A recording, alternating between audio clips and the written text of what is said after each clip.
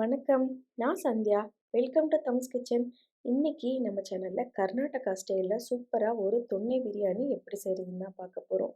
இந்த பிரியாணி நல்லா ஃப்ளேவரோட சாப்பிட்றதுக்கு சூப்பரா இருக்கும். வாங்க எப்படி செய்றதுன்னு பார்க்கலாம். இதுக்கு நம்ம முதல்ல 1/2 கேஜி போன்லெஸ் சிக்கன் எடுத்திருக்கோம். நம்ம போனோட சிக்கன் வேணாலும் எடுத்துக்கலாம். எடுத்துட்டு மஞ்சள்தூள் போட்டு நல்லா கழுவிட்டு, இதில் ஒரு 1/2 கப் தயிர் இல்லைன்னா 2 குழிக்கரண்டி தயிர் ஊற்றிக்கிறோம். இதுக்கு மஞ்சத்தூள் போட்டுக்கிறோம். காரத்துக்கு தகுந்த அளவு மிளகாத்தூள் போட்டுக்கிறோம். நான் இதில் 2 டீஸ்பூன் மிளகாத்தூள் ஆட் பண்ணியிருக்கேன். உப்பு தேவையான அளவு போட்டுக்கோங்க.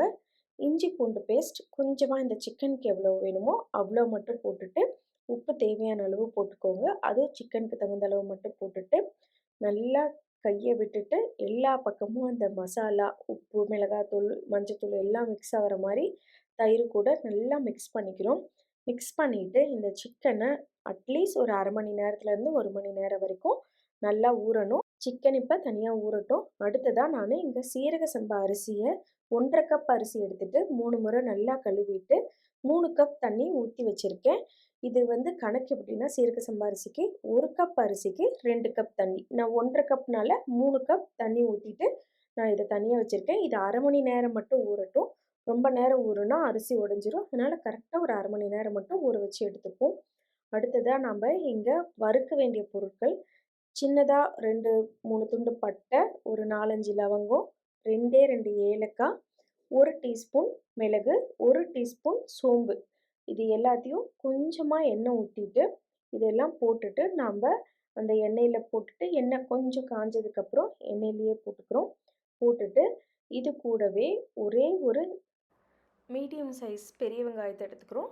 நம்ம சின்ன வெங்காயம் எடுத்தாலும் ஒரு 10 to 15 சின்ன வெங்காயத்தை உரித்து அதையும் போட்டுக்கலாம். நான் சின்ன வெங்காயம் இல்லாதனால பெரிய வெங்காயம் போட்டிருக்கேன். போட்டுட்டு இதை நல்லா வணக்கிக்கிறோம். அடுத்ததாக இது கூடவே ஒரு கை புதினா இலை, ஒரு கை கொத்தமல்லி இலை தண்டோடையே நல்லா கழுவிட்டு எடுத்திருக்கேன், மண் போக கழுவிட்டு இதையும் நம்ம போட்டுட்டு வணக்கிக்கிறோம். இது எல்லாமே நல்லா வணக்கி விட்டுட்டு பட்டை, லவங்கம், ஏலக்காய், மிளகு, சோம்பு, வெங்காயம், புதினா, கொத்தமல்லி இது எல்லாத்தையும் போட்டுட்டு வணக்கிட்டு ஆற வச்சுட்டு மிக்சிக்கு போட்டுக்கிறோம். மிக்சியில் போட்டுட்டு இதுக்கு ஒரு 2 பச்சை மிளகாய் மட்டும் எடுத்துக்கிறோம். எடுத்துகிட்டு காரத்துக்கு தகுந்த மாதிரி நீங்கள் சேர்த்து வேணாலும் போட்டுக்கலாம். போட்டுட்டு அதை நல்லா அரைச்சி எடுத்துக்கிறோம். அடுத்தது அடுப்பில் ஒரு பேன் வச்சுக்கிட்டு அதில் ஒரு 2 டேபிள் ஸ்பூன் நெய் ஊற்றிக்கிறோம். ஒரு 2 டேபிள் ஸ்பூன் எண்ணெய் ஊற்றிக்கிறோம். வேணுங்கிற அளவு கொஞ்சம் தாராளமாக எண்ணெயும் நெய்யும் இருந்தால் தான் இது கொஞ்சம் டேஸ்ட்டாக இருக்கும். அதனால் 2 டேபிள் ஸ்பூன் எண்ணெய் நெய் ஊற்றிட்டு அடுப்பை லோ ஃப்ளேமில் வச்சுட்டு ஒரு சின்ன துண்டு பட்டை ஆல்ரெடி நம்ம போட்டு வணக்கியிருக்கிறனால கொஞ்சமாக போட்டுக்கலாம். ஒரு 4 to 5 லவங்கம், 2 ஏலக்காய், ஒரு இந்த ஜாதி பத்திரி சொல்லுவாங்களே அது குட்டியாக ஒன்று, கொஞ்சமாக கல்பாசி, ஒரே ஒரு மராட்டி மொக்கு, பிரியாணி இலை இது எல்லாமே எண்ணெயில் போட்டுக்கிறோம். அந்த ஃப்ளேவர் நல்லா இறங்க ஆரம்பிக்கும் போது நம்ம ஒரே ஒரு பெரிய வெங்காயத்தை நீல வாக்கில் கட் பண்ணி வச்சுருக்கோம். அதையும் போட்டுட்டு வணக்கிக்கோங்க. அடுப்பை கொஞ்சம் மீடியம் ஃப்ளேம்லேயே வச்சுக்கோங்க. வச்சுட்டு இதை நல்லா வணக்கி விட்டுக்கிறோம். வணக்கி விட்டுட்டு இப்போ நம்ம இதில் இஞ்சி பூண்டு பேஸ்ட் ஆட் பண்ணிக்க போகிறோம். ஒரு 2 டீஸ்பூன் நான் இஞ்சி பூண்டு பேஸ்ட் போட்டிருக்கேன். ஆல்ரெடி நம்ம சிக்கனில் போட்டிருக்கறனால இப்போ நம்ம ரைஸ்க்கு உண்டான அளவு மட்டும் இஞ்சி பூண்டு பேஸ்ட் போட்டுக்கிறோம்.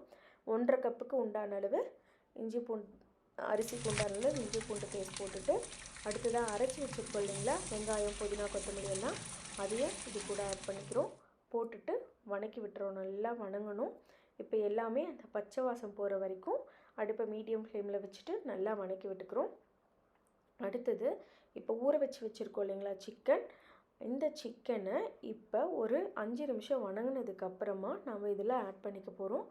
ஒரு மணி நேரம் இந்த சிக்கனை நான் ஊற வச்சேன். சிக்கன் ஊற நல்லா ஜூஸியாக சாஃப்டாக இருக்கும், நம்மளுக்கு சீக்கிரமாகவும் வெந்துடும். ஊற வச்ச சிக்கனை நான் இப்போ இது கூட ஆட் பண்ணிக்கிறேன். அந்த தயிர் எல்லாமே இருக்கிறது ஆட் பண்ணிவிட்டு நல்லா மிக்ஸ் பண்ணி விட்டுக்கிறோம். மிக்ஸ் பண்ணி விட்டுட்டு நாம் சிக்கனில் இப்போ தண்ணி ஊற்ற தேவையில்லை. ஏன்னா தயிரில் இருந்து அது தண்ணி விடும். அடுப்பை மீடியம் ஃப்ளேமில் வச்சுட்டு சிக்கனை ஒரு 10 நிமிஷத்துலேருந்து 15 நிமிஷம் வரைக்கும் நல்லா வேக வச்சு எடுத்துக்க போகிறோம். வேணும்னா நடுவில் அப்பப்போ கிளறி விட்டுக்கோங்க. உங்களுக்கு அடி பிடிக்கிற மாதிரி தெரிஞ்சிச்சின்னா தண்ணி விட்டுக்கலாம். எனக்கு இப்போ பாருங்கள், இந்த சிக்கனில் இருந்து எவ்வளோ தண்ணி விட்டுருக்கு. இப்போ இந்த அரிசிக்கு தேவையான அளவு உப்பு போட்டுக்கோங்க. ஆல்ரெடி சிக்கனில் உப்பு இருக்கிறனால பார்த்து போட்டுக்கோங்க. போட்டுட்டு மிக்ஸ் பண்ணி விட்டுறோம்.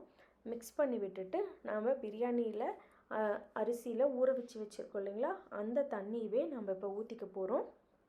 நான் 3 கப் அளந்து வச்சுருக்கனால தண்ணியை ஊற்றிக்கிறேன். 3 கப் தண்ணியை ஊற்றிட்டு நல்லா கலந்து விட்டுக்கோங்க. கலந்து விட்டுட்டு தண்ணி கொதிக்கட்டும். இப்போ அடுப்பை நான் சொன்ன மாதிரி மீடியம் ஃப்ளேம்லேயே இருக்கட்டும். தண்ணி நல்லா கொதிக்க ஆரம்பிக்கும் போது நம்ம அரிசியை போட்டுக்கலாம். இப்போ தண்ணி கொதிக்க ஆரம்பிக்குது. இந்த டைமில் நம்ம ஊற வச்சுருக்க அரிசியை இதுக்குள்ளே போட்டுக்கிறோம். போட்டுட்டு மிக்ஸ் பண்ணி விட்டுக்கோங்க. இந்த நல்லா அந்த ஃப்ளேவர் எல்லாமே இந்த அரிசிக்குள்ளே சூப்பராக இறங்கி டேஸ்ட் ரொம்ப நல்லாயிருக்கும் நம்மளுக்கு சாப்பிட்றதுக்கு. இப்போ போட்டுட்டு எல்லா அரிசியும் போட்டுட்டு மிக்ஸ் பண்ணிக்கோங்க. மிக்ஸ் பண்ணி விட்டுட்டு மூடி வச்சுட்டு அடுப்பை மீடியம் ஃப்ளேமில் வச்சுட்டு நல்லா வேகட்டும். ஒரு நடுவில் ஒரே ஒரு டைம் எடுத்துகிட்டு ஒரு 5 நிமிஷத்துக்கு அப்புறம் இந்த மாதிரி மிக்ஸ் பண்ணி விட்டுக்கோங்க. கெட்டிப்பட ஆரம்பிக்கும் இல்லைங்களா, அரிசியும் தண்ணியும் சேர்ந்துட்டு. அந்த டைமில் ஒரே ஒரு தடவை மிக்ஸ் பண்ணி விட்டுட்டு நாம் மறுபடியும் மூடி போட்டுட்டு வேக வைக்க போகிறோம். இந்த மாதிரி எனது லிட்டில் ஓப்பன் இருக்கிறனால நான் என்ன பண்ணியிருக்கேன்னா ஒரு டவல் வச்சுட்டு அந்த ஸ்டீம் வெளியே போகாத மாதிரி வச்சுட்டு நல்லா க்ளோஸ் பண்ணி விட்டுட்டேன். இது அப்படியே ஒரு 10 நிமிஷத்துக்கு டு 15 நிமிஷம் அடுப்பை லோ ஃப்ளேமில் வச்சுட்டு டச் பண்ணவே வேண்டாம், அப்படியே விட்டுறணும். விட்டுட்டா நம்மளுக்கு பாருங்கள் எவ்வளோ சூப்பராக நம்மளுக்கு பிரியாணி ரெடியாகி வந்திருக்கு. அடி பிடிக்காத, சாப்பிட்றதுக்கு ரொம்ப டேஸ்ட்டாக இருக்கும். ட்ரை பண்ணி பாருங்கள். நம்மளோட தொன்னை பிரியாணி கர்நாடகா ஸ்டைலில் சூப்பராக ரெடி ஆகிடுச்சு. இப்போ நான் உங்களுக்கு காமிக்கிற பாருங்கள். இதை அப்படியே நம்ம அந்த சிக்கன் ரொம்ப ஜூஸியாக டேஸ்ட்டாக சாப்பிட்றதுக்கு ரொம்ப நல்லாயிருக்கும். அதே மாதிரி அரிசி பாருங்கள் எவ்வளோ நல்லா நம்மளுக்கு வெந்து வந்திருக்கு. கொஞ்சம் கூட குலையாத ரொம்ப டேஸ்ட்டாக இருக்கும். ட்ரை பண்ணி பாருங்கள்.